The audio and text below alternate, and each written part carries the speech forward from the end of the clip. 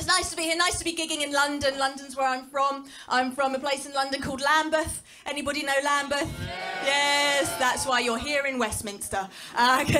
Did you leave voluntarily or were you running away from a gun? It is... Lambeth. If I tell you a bit about Lambeth, if you don't know, Lambeth is a place where if you see a 12-year-old boy wearing a Spider-Man outfit, he's not going to a fancy dress party, he's campaigning with Fathers for Justice.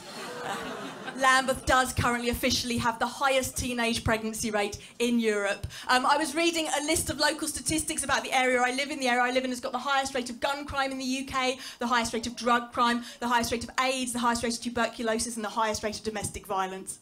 I'm surprised about. There's just so much to do. It really is. All that on the South Bank. So, but a lot of my friends are running away now. They're moving out. My friends are all of an age, all having children. And they're putting pressure on me to move out because I recently had a child. I've got a little girl. She's nearly 1. And which a lot of people don't believe. I find that strange. I do get people coming up to me after gigs saying, I don't believe you've recently had a baby. You don't look to me like someone who's recently had a baby. And I say, that's because you can't see my vagina.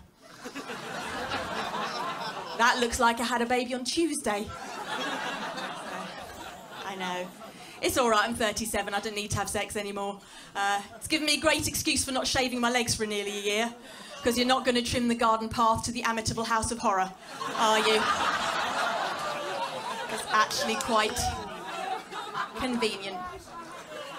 So...